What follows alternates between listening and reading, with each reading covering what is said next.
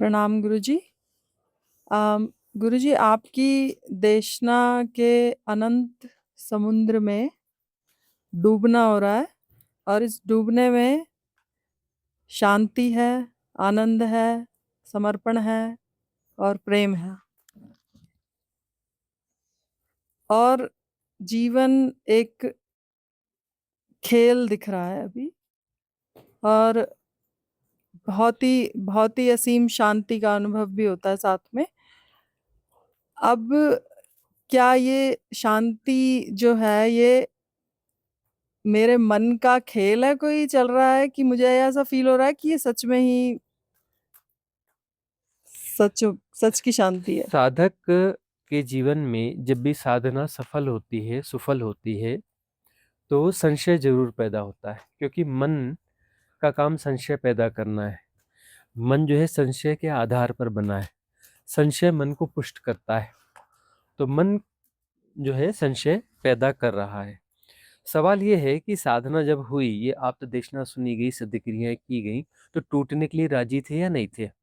जो लोग टूटने के लिए राजी नहीं होते, समर्पित नहीं होते हैं, तो वह रेजिस्ट करते हैं, तो उनका ट्रांजिट फेज बहुत लंबा चलता है।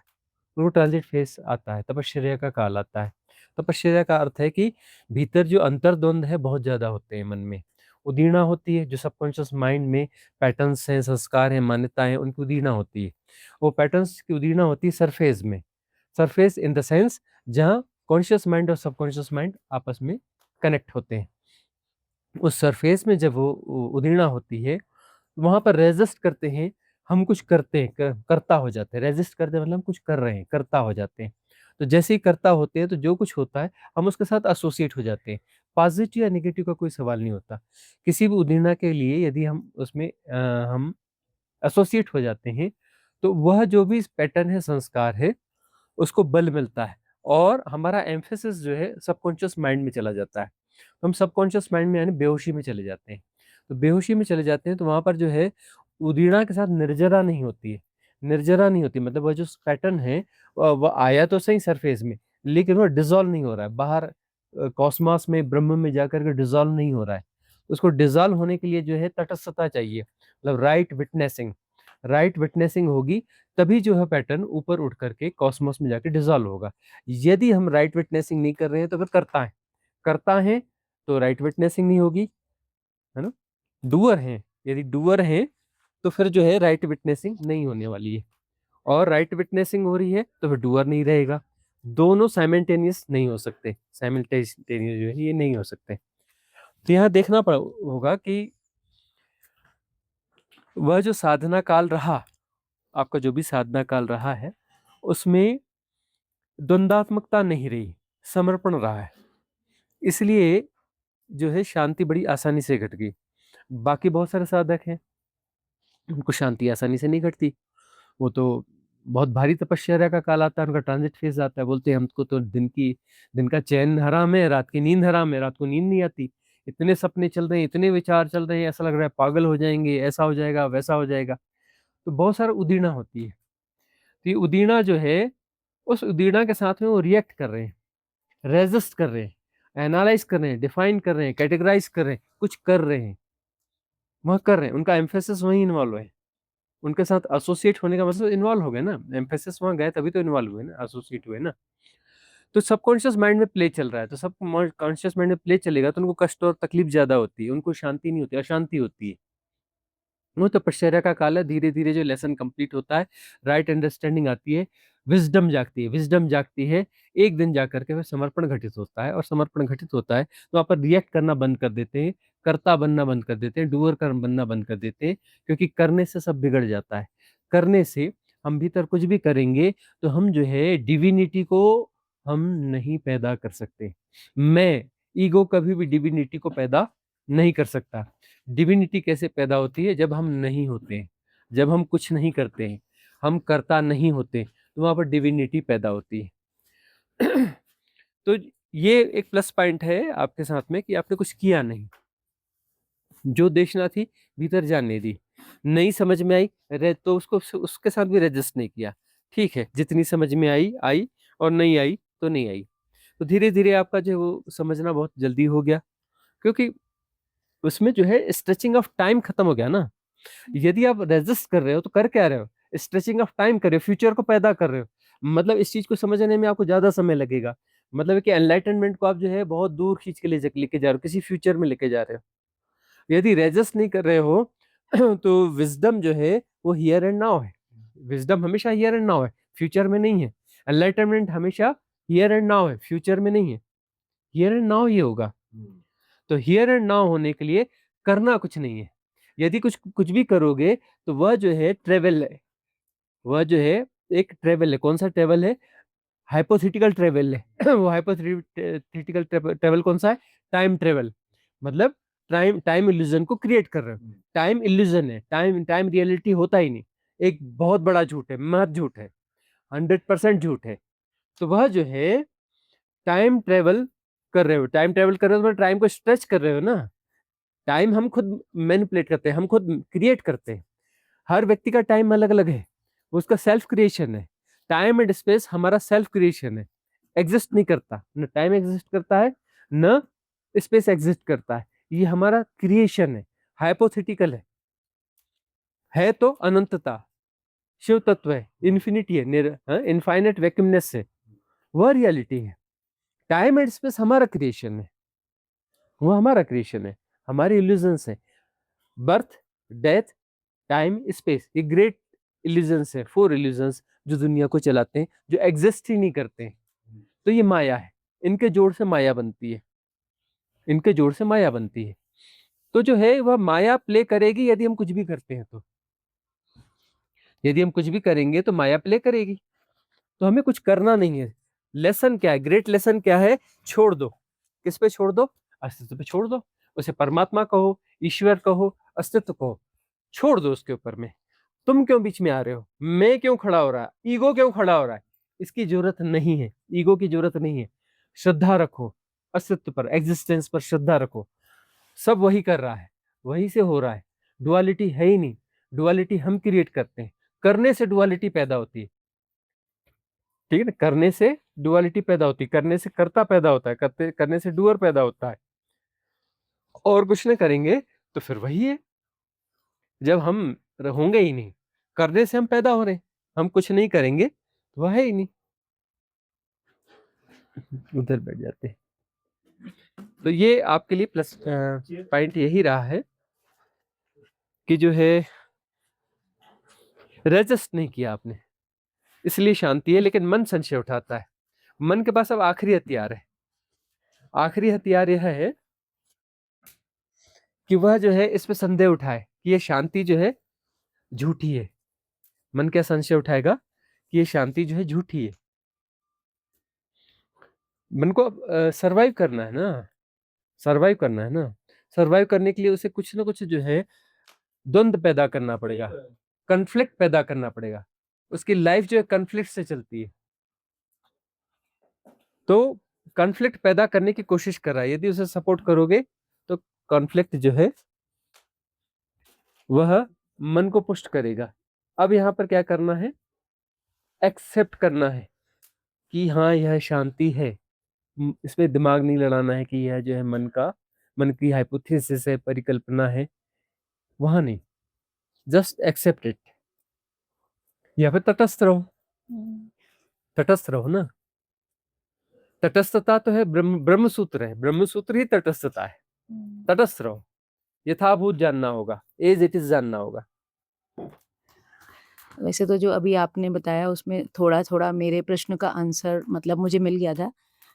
मेरा प्रश्न थोड़ा अटैचमेंट को लेकर है कि कभी हम किसी गुरु की संगत में आते हैं, तो कभी-कभी हम इतने ज़्यादा अटैच्ड हो जाते हैं, तो मुझे ये समझ नहीं आता कि हमें गुरु से अटैच्ड होना है या हमें उनकी जो उनसे जो हमें सीख मिल रही है या जो हमें उनसे प्रीचिंग्स हैं या उनका जो हम अनुसरण करते हैं, उससे अटैच्ड होना है। क्योंकि यूजुअली मैंने देखा है कि मतलब अपने उसमें भी जानकारों में भी मतलब वो गुरु से बहुत ज़्यादा अटैच्ड हो जाते हैं। यहाँ तो उससे थोड़ा उनको भी मतलब लगता है और मतलब थोड़ा तकलीफ होती है मतलब ह्यूमन साइकोलॉजी को हम समझें। ह्यूमन साइकोलॉजी क्या है?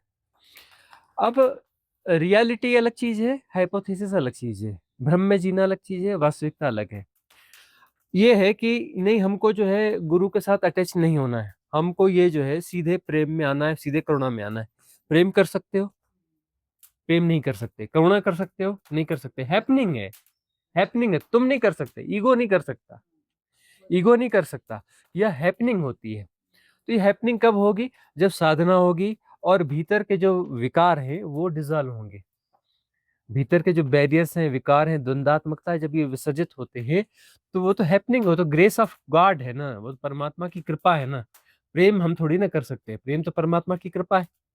करुणा हम थोड़ी ना कर सकते हैं, परमात्मा की कृपा है। हम क्या कर सकते हैं? हम मोह कर सकते हैं। हम क्या कर सकते हैं? मोह कर सकते हैं।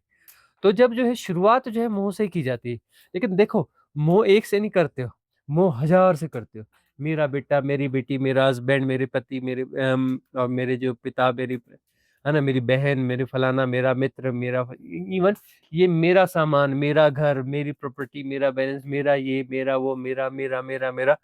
तो ये मल्टीपल है। तो मल्टीपल जो ऑब्जेक्ट्स है इसमें उलझे हुए हो। विषयाबद्धता जो है वो बहुसूत्री हो गई है। बहुत जगह जा करके उलझ गए हो, बहुत जगह उलझ गए हो। अब यही है कि इसको, पहली बात जो ये इसका एक्लमेशन होना चाहिए ना, ये एक किसी एक जगह एकत्रित होनी चाहिए ना। वह उस मोह को, जो बटा बटा मोह है, एक जगह आना पड़ेगा। तो गुरु के पास जब आते हो तो गुरु जो है टॉप प्रायोरिटी में आ जाते हैं, बाकी सब सेकेंडरी होने लगते हैं। तो एक जगह इकट्ठे होते हो, जब एक जगह इकट्ठे होते हो, मोह पूरा एक जगह हो जाता है, तब जो है सदगुरु यदि हैं तो तोड़ देते हैं, मोह को तोड़ देते हैं। और तोड़ करके यदि सदगुरु है तो वह आकार में दिखता है, आकार है नहीं। गुरुज है तो अब वो सेपरेशन को जी रहे हैं। और गुरुज जो है धरती पर एक समय में 300 से 600 जो है होते हैं। गुरुज 300 से 600 हमेशा होते हैं। और जो है सदगुरु 3 से 6 होते हैं। पूरे वर्ल्ड में 3 से 6 होते हैं। और गुरुओं के पास बहुत भीड़ होती है, बहुत माप होता है, खूब नाम होता है गुरुओं का। सदगुरुओं का नाम नहीं होता, उसके पास बहुत माप नहीं होता, बहुत भीड़ नहीं होती, क्योंकि उनकी देशना को समझ पाना आसान काम नहीं है। आसान काम नहीं है उनकी देशना को समझ पाना, अनफोल्ड करना, मिस्ट्रीज को अनफोल्ड करना इजी गोइंग नहीं है। तो कॉमन मैन उनके पास कभी नहीं आ सकता, उनके पास कभी भी कॉमन मैन नहीं आ सकता है। तो अब ये देखो कि मोह जो है, मोह को पहले एक जगह एकत्रित किया गया, वो कंसोलिडेट हो गया, एक जगह हो गया। अब वो एक जगह मोह हो गया है तो उसके बाद में उसे तोड़ दिया जाता है। और जैसे ही मोह टूटता है, या इसको ऐसे भी कह सकते हैं, वो ट्रांसफॉर्म हो जाता है। तो वहां पर जो है सदगुरु आकार नहीं है, वहां पर तो सदगुरु ही द्वार बन जाते हैं। क्योंकि सदगुरु की सीट हमेशा खाली होती है, दिखती है, वो मन देखता है, एक्चुअली वहां कोई है ही नहीं, वो बीइंग ही नहीं है, ईगो डिजॉल्व हो चुका है वहां पर, वहां है ही नहीं। तो वहां पर जो है वह जो एक डोर की तरह है, उससे जो है कॉन्शियसनेस जो है वो अंदर प्रवेश कर जाएगी, किसमें? सुपर कॉन्शियस में मर्ज हो जाएगी, सुपर कॉन्शियसनेस में मर्ज हो जाएगी, है ना। अधिचैतन्य, अधिचैतन्य हो जाओगे। अगला प्रश्न क्या है? गुरुजी मेरा ना क्वेश्चन है कि पास्ट लाइफ रिग्रेशन को लेके, कि पास्ट लाइफ रिग्रेशन करने से क्या आध्यात्मिक साधना में प्रगति होती है कि? देखो, पास्ट लाइफ रिग्रेशन जो अभी हो रहा है, यह तो बिल्कुल बेकार की बात हमें समझ में आती है कि कोई सजेशन दे रहा है, कुछ कर रहा है, हाँ हाँ, फिर उसको बताया जाता है तुम ये थे, तुम वो थे, तुम फलाने थे, और फिर वो उसको दोहराता रहता है। ये पास्ट लाइफ रिग्रेशन नहीं है। पास्ट लाइफ रिग्रेशन को पहले जाति स्मरण कहते थे, बुद्ध और महावीर के समय में, और वह जो है ज्यादातर साधकों को करवाया जाता था। तो विधि हमने बोल दी है, बता दी है ना। यूट्यूब पर है, सिद्धा टॉक्स, द सिद्धा टॉक्स चैनल पे है, तो सिद्ध क्रिया में भी शायद है। हाँ जी। तो इसमें जाकर के जो है उस विधि को अप्लाई करो। अप्लाई करोगे तो क्या होगा? रियली जो है पास्ट लाइफ में जाओगे और पूरा रिलीव करोगे, और वो मेमोरी प्रॉपरली आएगी और परमानेंट आएगी। ऐसा नहीं कि वो कुछ कंफ्यूजन है या वो परमानेंट जो है वह आएगी। और उसके अलावा जो है वह ऐसा कोई जरूरी नहीं है कि वह जो मेमोरी है एक ही लाइफ की आए, उसमें मल्टीपल लाइफ की भी आ सकती है, बहुत सारी लाइफ की भी आ सकती है। तो ये पास्ट लाइफ रिग्रेशन जो है ना, ये तो बिजनेस है। अभी तो क्या और क्रिएशन और क्लीनिंग और ये अपना क्या जाने क्या क्या चलता है ना। बहुत सारे वो उसके वो टूल्स फैक्ट्री से कुछ कुछ बना के बेचने भी लगे हैं। इससे ये हो जाएगा, उससे वो हो जाएगा, उससे वो हो जाएगा, इसके प्रोडक्ट्स आने लगे। क्योंकि देखो यह जो जमाना है, ये जमाना सेल्स और मार्केटिंग का जमाना है, ठीक है ना। तो सेल्स और मार्केटिंग में कुछ भी बेचा जा सकता है। क्या क्या चीजें नहीं बेचते, अरे गंगा का पानी बेच देते हैं, भभूत बेच देते हैं, और गंगा का पानी कुछ भी पानी बेच दो, गंगा लिख के बेच दो, बिक जाता है। कोई भभूत बेच देते हैं, कोई ये बेच देते हैं, दुनिया भर की चीजें तो बिक रही हैं, क्या नहीं बिकता है ना, सब कुछ बिकता है। तो यहाँ पर जो है अब ये मार्केटिंग चल रही है, तो इसमें तो हर चीज बेची ही जाएगी ना, हर चीज बेची जाएगी। तो पास्ट लाइफ रिग्रेशन के नाम पर कुछ भी बेच दिया, और जो है उनको कुछ भी बता दिया कि तुम पिछले जन्म में यह थे, तुम पिछले जन्म में वह थे। किसी को बता दिया, तो हम कोई कहीं देख रहे थे कि पिछले जन्म में वो मीरा थी, तो मीरा फलानी थी, तो कुछ और था, तो यह था। और बहुत सारी जगह तो ऐसा चल रहा है कि ये कृष्ण का रीबर्थ है, ये अब शिव का रीबर्थ है। क्या मूर्खता है, मूर्खता की कोई हद होती है? कृष्ण का रीबर्थ होने वाला है, कृष्ण जो है और शिव जो है, इनका रीबर्थ होने वाला है।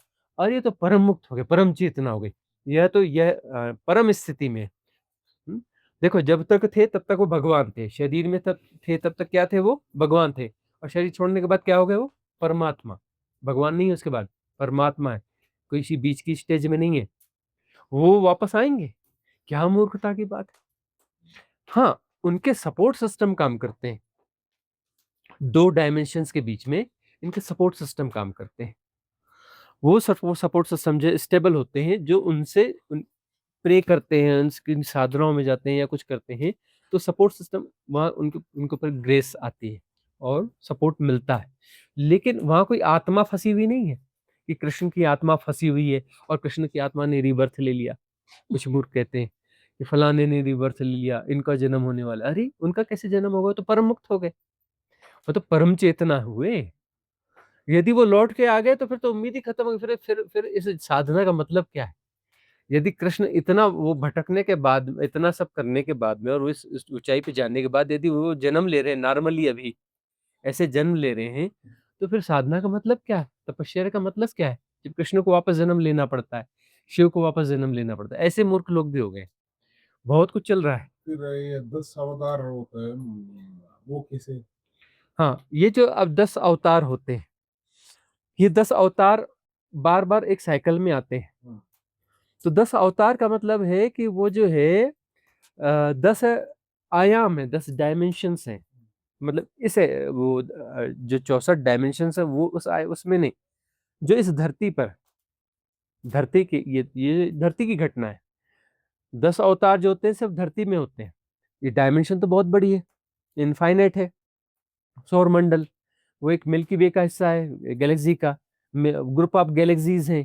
वो मल्टीवर्स का हिस्सा है, वो यूनिवर्स का हिस्सा है।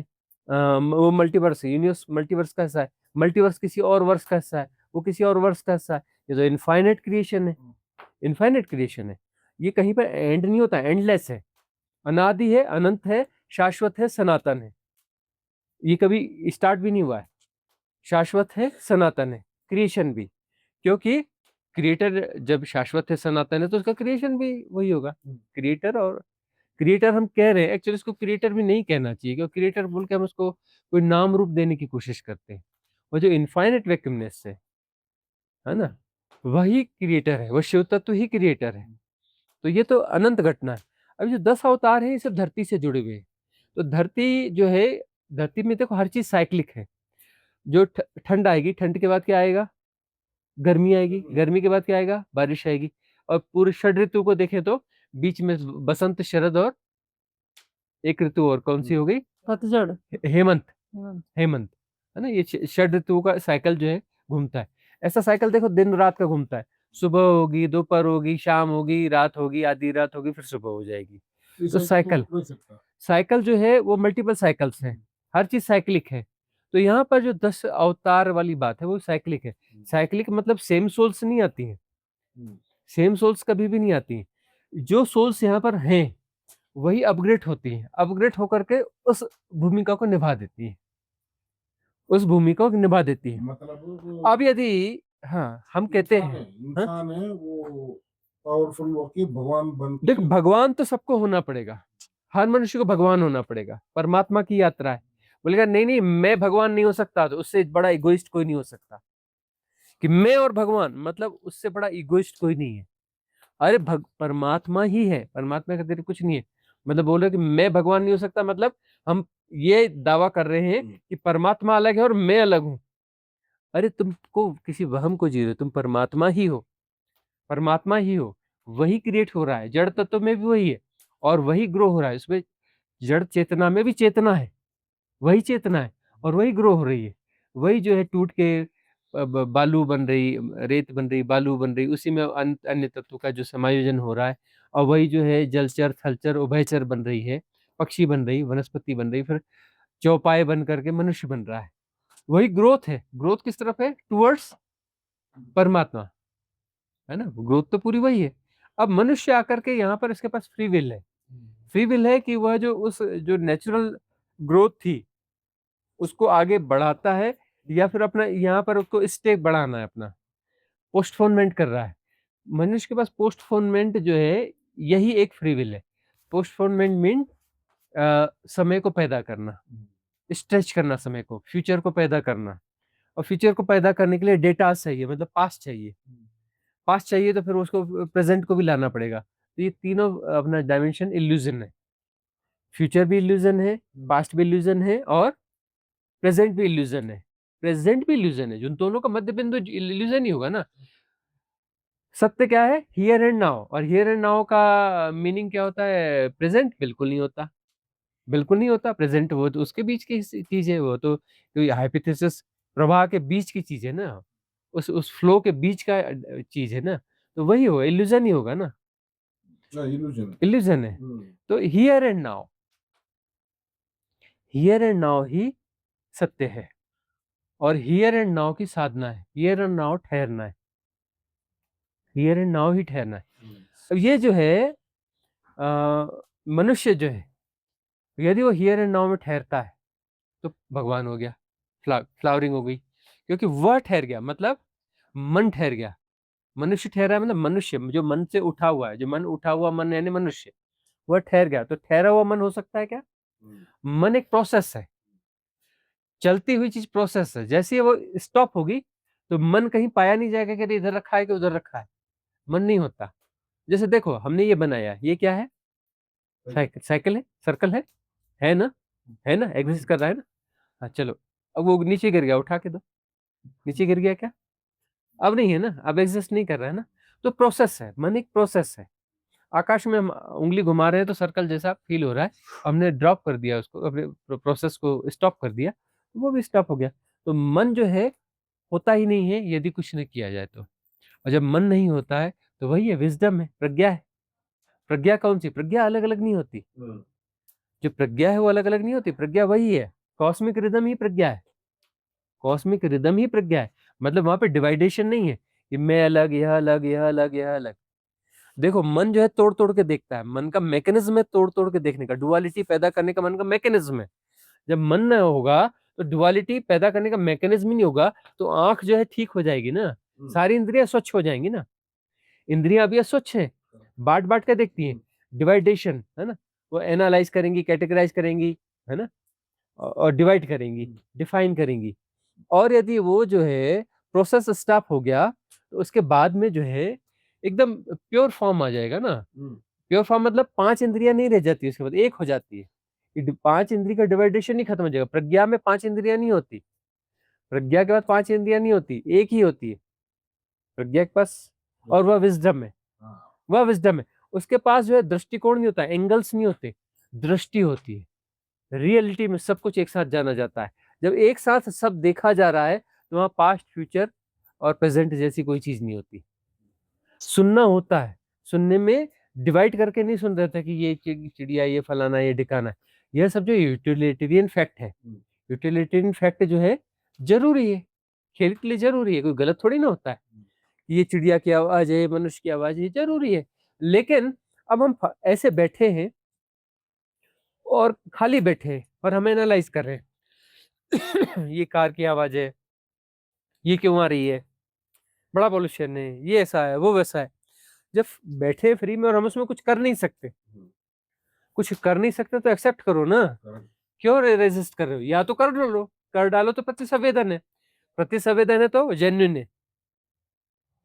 ये लगता है कि नहीं ये गड़बड़ है और हमने उसके लिए अगेंस्ट में बगैर टाइम गैप के, बगैर 1 सेकंड लगाए उसको उसको हमसे हो गया, हम किया नहीं, हमसे हो गया, वह क्या है? प्रतिसंवेदन है ना? स्पॉन्टेनियस, स्पॉन्टेनियस होना जो है प्रतिसंवेदन है। प्रतिसंवेदन क्या है? डिवाइन है, डिविनिटी है, उसमें मन है ही नहीं।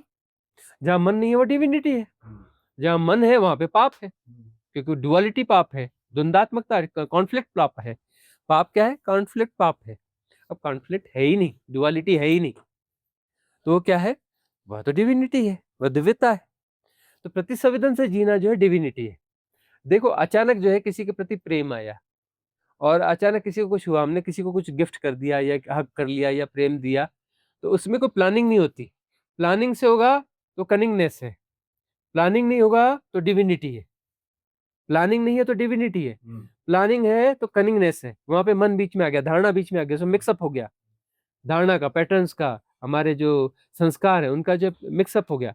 जहां मिक्सअप हो गया वहां पर जो कनिंगनेस है, ठीक है ना, वहां पर ईगो आ गया, सब कुछ आ गया, वहां पर जो है कोई बिजनेस आ गया, वहां पर जो है लाभ और हानि के कैलकुलेशंस आ गए। और यदि इधर हुआ और इधर घटा, उसमें मन नहीं आया, टाइम एंड स्पेस का गैप नहीं आया, तो वो बियॉन्ड माइंड हुआ। बियॉन्ड माइंड जो होता है वो डिविनिटी है। तो भगवान होने का मतलब है हम दिव्यता को जीते हैं, मतलब डिविनिटी को जीते हैं, मतलब मन से नहीं जीते, जीना हो रहा है। कौन जी रहा है? मैं नहीं जी रहा हूं, वही जी रहा है, तत्वमसी, दूसरा नहीं है, मैं हूं ही नहीं, वही है ना। ये जो हो रहा है मेरे से कैसे होगा? मेरे से पुण्य हो सकता है क्या? नहीं, मेरे से पाप हो सकता है। और जब मैं नहीं रहूंगा तो ये जो घटेगा, जो हैपनिंग है वो पुण्य है, हैपनिंग पुण्य है, और मैं जो करूंगा वो पाप है। मैं कुछ भी करूं, मैं धर्मशाला बनाऊं, पाप है। मैं लोगों को, हाँ, मैं लोगों को भोजन कराऊं, पाप है, वो भी पाप है। वो मेरे भीतर मैं कुछ नहीं हूं, मेरे अपना प्रेम घट रहा है, करुणा घट रही है और लोगों की सेवा हो रही है, वो पुण्य है, वो तो हैपनिंग होगी ना। कैलकुलेशन से होगा कि इससे मेरे को स्वर्ग मिलेगा, इससे मुझको बेनिफिट मिलेगा, वो तो बिजनेस है ना। बिजनेस में थोड़ी ना अपना डिविनिटी आएगी, डिविनिटी आएगी कहाँ से? बिजनेस में डिविनिटी आ सकती है? Is it possible? सेल्फलेसनेस में divinity, हाँ, सेल्फलेसनेस में ही डिविनिटी होती है। भगवान से हम ट्रेड करते हैं, मेरे को ये काम करा दो, मैं वही हम कहते हैं कि मंदिर में जाते हो तो वहां, अब आजकल की जो ज्यादा प्रॉब्लम है वही बोलो ना, हे भगवान तेरे को हम जो है 1.25 किलो लड्डू चढ़ाएंगे, काम वाली बाई नहीं मिलती तो सुबह आके झाड़ू कर जाना, पोछा कर जाना, बच्चे का काम कर जाना, कुकिंग करके चले जाना, वर्कर्स मिल नहीं रहे, प्रॉब्लम हो रहा है, ठीक नहीं मिल रहे हैं, तो जाके मंदिर में पूजा करके आओ ना। अब भगवान क्या मांग रहे हैं? कि मेरे को नौकरी देना, मेरे को फलाना देना, बाकी काम भी उसको बोल दो कि मेरे घर में आके झाड़ू पोछा कर जा। कर क्या रहे हो? डिमांड मीन डिमांड, चाहे ये मांगो चाहे मांगो, डिमांड। डिमांड किस बात की भाई? डिमांड क्यों होना चाहिए? डिमांड का मतलब क्या है कि मैं अलग और तू अलग, तू मेरे को दे, और तूने जो है मुझे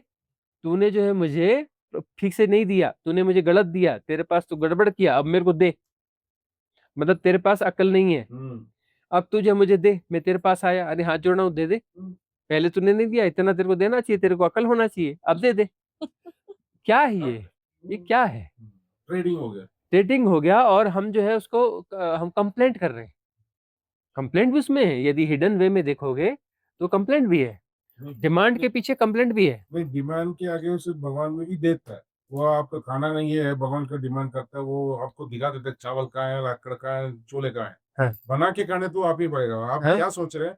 खाना बना के थाली में डाल के हाथ में देना है, वो तो कोई भगवान नहीं करेंगे ना। नहीं नहीं, वो कोई नहीं करता। देखो, जो इजोटेरिक सपोर्ट सिस्टम होता है, देवताओं का समूह होता है, वह जो है उनसे हम कोई प्रे करते हैं तो हेल्पफुल होते हैं, लेकिन हेल्पफुल होने का अर्थ यह नहीं है कि तुम कुछ नहीं करोगे, कर्म करना पड़ेगा, वो उसमें सपोर्ट करेंगे, वो रास्ता दिखाएंगे। हाँ, लेकिन कितना देंगे? जितना पुण्य होगा, जितना भाग्य होगा, भाग्य के हिसाब से थोड़ा 19-20 कर देंगे।